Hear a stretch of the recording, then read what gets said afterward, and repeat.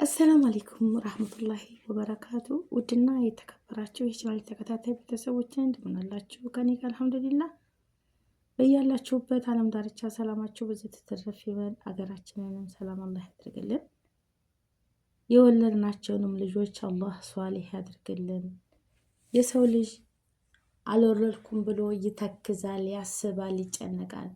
ያ ጀማዓ መውለድ ብቻ አይደለም አላህ ሷሊህ ልጆች ሲያረጋቸው ነው እንጂ። አሁን ይቺ እህታችን እንባዋ ሲረግፍ እግረኛው ሚዲያ ላይ አይቻት ለካስ እንዲህም አለ አልኩኝ።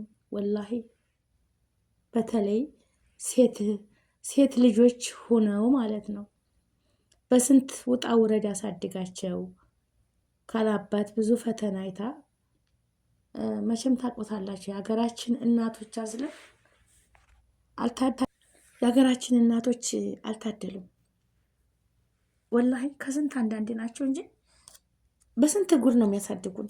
ጉሊት በመሸጥ ሳይጠግቡ እነሱ ሳይበሉ በኋላቸው በጀርባቸው ተሸክመው በጀርባቸው ሌላ ውሃ ወዘተ ገበያ ሲሄዱ በፊታቸው ደግሞ እኛን ታቅፈው የሀገራችን እናቶች ክብር ይገባቸዋል። ከምንም በላይ የቀን ስራ ለመስራት እናቱና ማለት ነው። አሁን እዛ ሀገር ውጭ ሀገር ስንመጣ አረብ ሀገር ስንመጣ እኛ 24 ሰዓት ሶፋ ላይ ተኝታ ነው የምትለው መዳም። እውነቴን ነው የምላችሁ። ሶፋ ላይ እግሯን ሰቅላ ማለት ነው። ልጅ ወለደች፣ ፓምፐርስ የምንቀይረው እኛ፣ ጡጦ የምናጠባው እኛ፣ ልብስ የምንቀይረው እኛ፣ የምናስተኛቸው እኛ። ገንዘባቸው ጋር ነው እንጂ ጨዋታቸው ከልጆቻቸው ጋር ዞር ብሎ ያዩ። ያው መቼም እናት ናትና ኡሚ ይሏቸዋል ማለት ነው። የኛስ እናቶች የኛ ሀገር እናቶች ማለት ነው በቃ እና የኛ ሀገር እናቶች ብዙ ፈተና አለባቸው። ያንን ፈተና ትምህርት ቤት ወደ ትምህርት ቤት ሲሄድ ልጆቻቸው ምን በልተው ነው የሚሄዱት? ሲመለሱስ ምን አቀርብላቸዋለሁ? ብቻ የሀገራችን ውጣ ውረድ ከማንም አይምሮ የሚሳት አይደለም፣ የሚታወቅ ነው። ያው ሁሉም ሰው አንድ አይነት ባይሆንም ሁላችንም እንዳቅማችን ግን እናት ልጆቿ እንዲማሩላት ትልቅ ደረጃ እንዲደርሱላት ተምረው ነገ ጧት ራሳቸውን እንዲችሉ ነው የምትፈልገው አንዲት እናት ማለት ነው። ማንም እናት የልጆቿን ቁም ነገር ደርሰው ነገ ያልፍልኛል በልጆቼ እማትል የለችም ትላለች። ግን አንዳንድ ልጆች አሉ አላህ ይጠብቀን። እናት ከእንደዚህ አይነት ቀልብ እናትን ተማስለቀስ። አረ ቢስሚላ እኔ እንጃ። እግረኛው ሜዳ ላይ የተሰማ የኔም እምባዬ ተስፋ ጋር ነው የረገፈው። እንዴ የሴት ጎረምሳ ምን አይነት ልበ ደረቅ ቢሆኑ ነው? ምን አይነት ልባቸው በቃ ሆነ ድርቅ ቢል ነው? ምን አይነት አረመኔነት ነው? ምን አይነት ጨካኝነት ነው? እናትሽ ድንጋይ ትብላ፣ አንቺ ገፊ፣ አንቺ ምድረሼ ብለው ይሰርቡኛል ስትል እናት ትሰደባለች እንዴ? እናትሽ እንደዚህ ትኩን ትባላለች እንዴ? ለእናት እንዲህ ይባላል እንዴ? አለ እንዴ ወገኖች? እንደዚህም አለ እንዴ? ያ አላህ። በተለይ ሴት ልጅ እንዴ እኔ እንጃ። ብቻ አላህ እንደው መርቆ ይስጣችሁ፣ መርቆ ይስጣችሁ። እኔ እንጃ። እናታቸውን ደግሞ ስታዩት እኮ ወላሂ ላዚም ያው ሁሉ ኑሮ ብስቁል እናሳልፍ አሁንም ቆንጅዬ ነች እናት። ምንም ትምሰል ምንም ከሷ ሆድ ከሷ ማህፀን እስከወጣን ድረስ እናታችን የእናት ሀቅ ከባድ ነው እኮ። የእናት ሀቅ 3 እጅ ነው። ከባድ ነው የእናት ሀቅ፣ ተከፍሎ አይዘለቅም። 10 ብናደርግላት ለእናት 2 አይከፈልም። የእናት ሀቅ ከባድ ነው ቤተሰቦቼ ማለት ነው። ወላሂ እኛም እኮ እናቶች ነን። ራሴ አሁን በሰው ሀገር ነው ያለሁት። ልጄን አላህ ለሚያቅብኝ ስንት ነው ታስበው ሞለው በቃ ርቦት ይሆን በልቶ ይሆን በቃ ይሄ የእናት አንጀት ነው። ምንም ማድረግ አይቻልም። ከአላህ የሰጠን ወላሂ ስንቴ ነው ታስበው ሙሉ ማለት ነው በቀናት ውስጥ በዚህ በ24 ሰዓት ውስጥ ስንት ጊዜ ነው የማስበው? በቃ በተንቅልፌም ስነሳ ትዝ ይለኛል። ለምን ቦታ ተወልጄ ያ ረብ ቀጥ ብዬ ወደ ሰማይ አላህን ነው የምለምነው። ለአንተ ትቼዋለሁ፣ አንተ ተወከለው። እኔም ያለው ተባህር ማዶ በስደት ነኝ፣ እሱም ያለው አገሩ ላይ ነው። አላህ አንተ ሁነው እስተውደቱክ ለልጄ ነው የምለው። ሁልጊዜ ለአንተን የሰጠው አላህዬ አንተ ተወከልልኝ ነው የምለው። እናት በቃ ይሄ የአላህ ጥበብ፣ ለልጆቹ ያላት ርህሩህ አዛኝ ነች። አሁን ነገ ጧት እንደዚህ ኩኜ ተጨንቄ በማረፊያዬ ገብቼ በማርፍበት ሰዓት እሱ ደግሞ መቆሚያ መቀመጫ ካሳጣኝ ይህ ምን ይባላል? ያ ጀማዓ ማለት ነው። እኔ እንጃ ይቻ ዱንያ ለምን እንዴ እንኳን ለእናት ቀርቶ ለጎረቤት እኮ ስትመረቁ ነው አጅር የምታገኙት። የጀማዓ እንኳን ለእናታችሁ ቀርቶ አይደለም ለቤተሰብ ቀርቶ ለእናት ለአባት ቀርቶ ለጎረቤት እናንተ ጎረምሳ ስትሆኑ ስትደርሱ እነዛን ጎረቤቶች በረካ ሁኑ፣ ልጆቼ ጥሩ ደረጃ ደረሱ ብሎ ሲመርቋችሁ ጎረቤት እንኳ በምታረጉት ስነ ምግባራችሁ በምታረጉት መልካም ስራችሁ ትመረቁበታላችሁ እንጂ አትከስሩበትም። የሰፈር ሰው ጎረቤት በአስፋልት ለምታገኙት ሰው አክብሮት፣ ለትልቅ ሰው ቦታ ትትሰጡ፣ ለትልቅ ሰው ትታስቀድሙ፣ ለትልቅ ሰው ጎንበስ ብላችሁ ሰላምታ ስታቀርቡ አቤት ስነ ምግባር፣ አቤት አስተዳደግ ተብላችሁ ነው እኮ የምትመረቁት።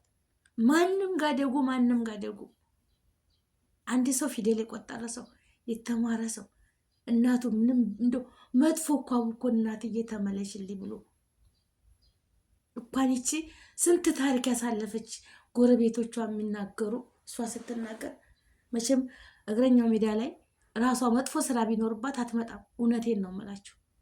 ዓለም ነው የሚያያት ይችን እናት ማለት ነው። ዓለም ነው የሚያያት እና ልጆቼ ድክም ብሎች ስመጣ አትተኝ አያስተኙኝ፣ ብዙ ነገር ያደርጉኛል። ተውትላቸው አንቺ ገፊ፣ አንቺ ደግሞ ራስሽ ተቀምጠሽ እኛንም ደግሞ እንኖርበት። ኧረ ቢስሚላ ለጆሮ የሚሰቀጥጥ ለአነጋገር የሚከብድ ለሚሰማውም የሚያስጠላ እኔ እንጃ።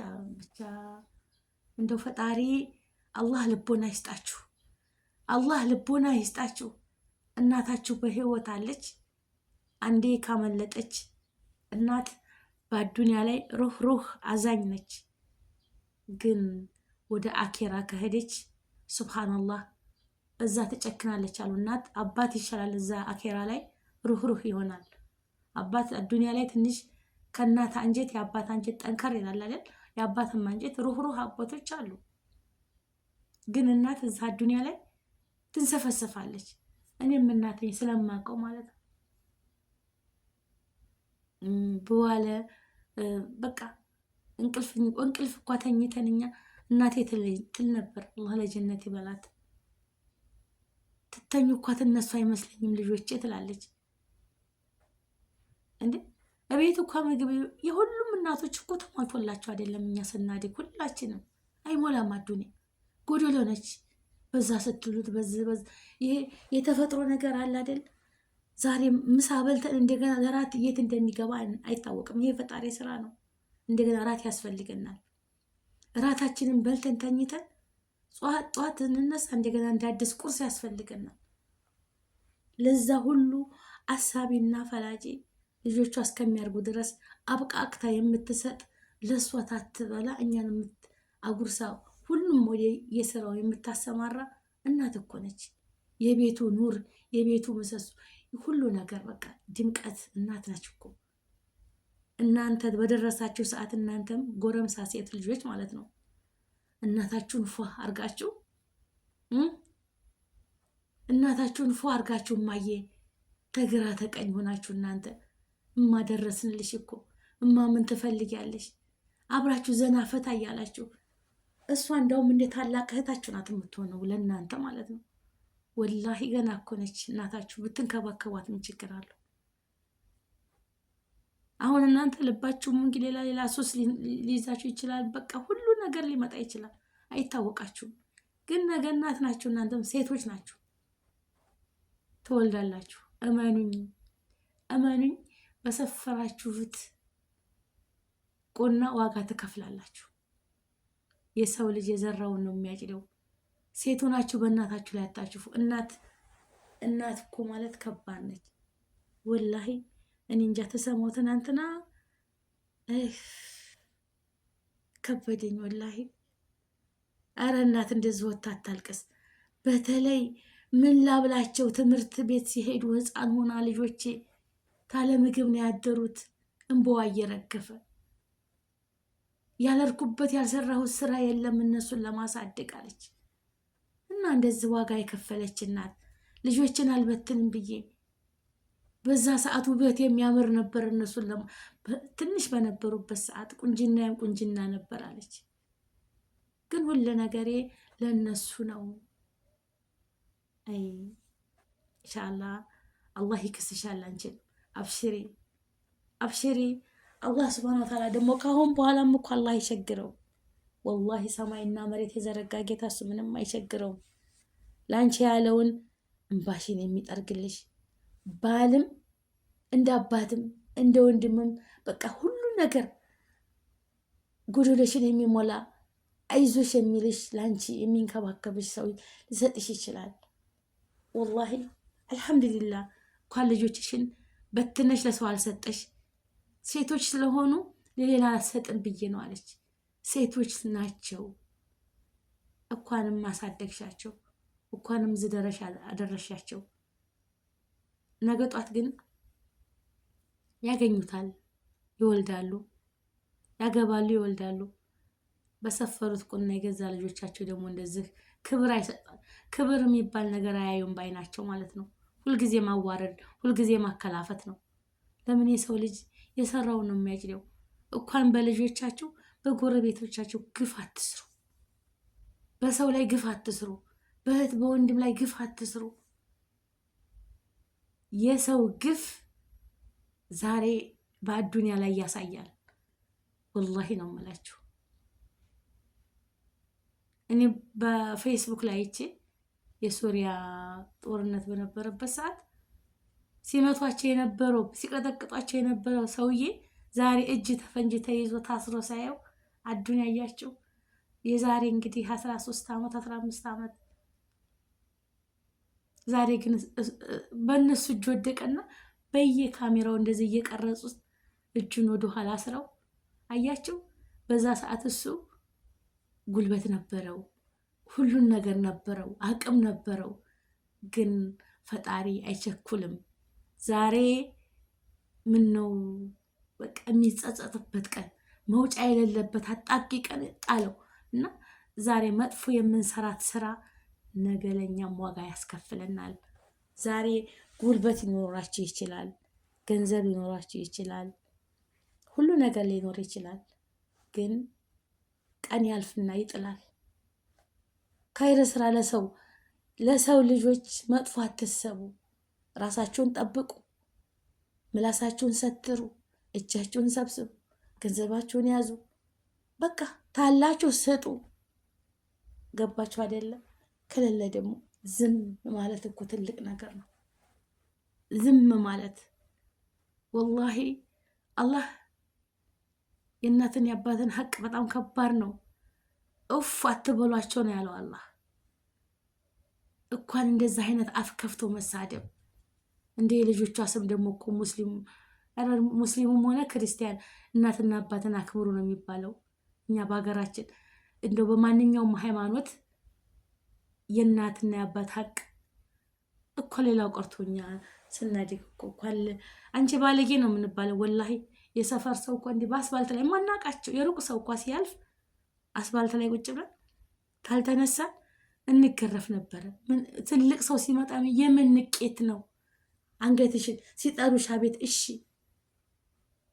ማንንም ሰው ፊት ለፊት ደግሞ ትልቅ ሰው ከኋላሽ እየሄደ አንቺ ተፊት መራመድ የለብሽም ነው የምንባለው። ወላሂ እኛ ወደ ጎን ሁነን ትልቅ ሰው እናስቀድማለን።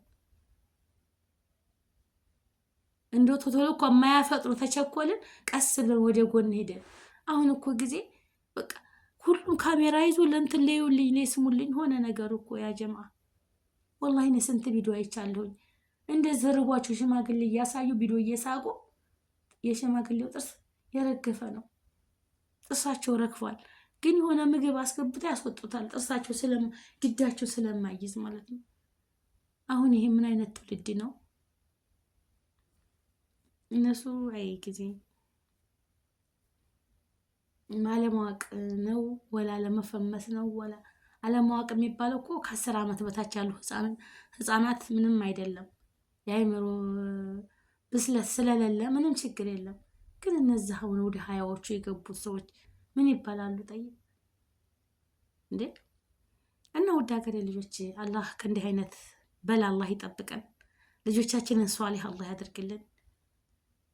እንኳን ለቤተሰብ ቀርቶ ለሀገር የሚጠቅሙ አላህ ያድርጋቸው ኢንሻአላህ። እና ውድ ቤተሰቦች አላህ ይጠብቃችሁ። ከእንዲህ አይነት ሙሲባ ልጆቻችንን ሷሊህ አላህ ያደርግልን። ሀገራችንን ሰላም ያደርግልን። አላህ ጤና አላህ ያደርገን። እንዲህ አይነት ተሚወራው ተሚፈራው ነገ ጧት ሞት አለብን ብለው ተሚፈር ልባቸው አላህ ያደርጋቸው። በያለንበት አላህ ይጠብቀን። እኔንም ጉፋን አለቀቀኝም። ሀቂቀተን ድምፄን የተዘጋ ነው። አላህ ያሽረኝ። አልሐምዱሊላህ ግን ከባለፈው ዛሬ ትንሽ ተሽሎኛል እና ሁላችሁንም አላህ ይጠብቃችሁ። ሀገራችንን ሰላም ያደርግልን። እኛንም አማን አላህ ያድርገን። በያለንበት አሳክቶልን ለሀገራችን ያብቃን። ላይክ፣ ሼር፣ ሰብስክራይብ አድርጉ። ግን ከባድ ነው። እናት የፈጣሪ ስጦታ ነች እና ተንከባከቧት። እናት ያላችሁ ደውላችሁ ጠይቁ። ምን ትፈልጊያለሽ ኡሚ እያላችሁ ጠይቁ። ላይክ ሼር አድርጉ። ሰላም አለይኩም።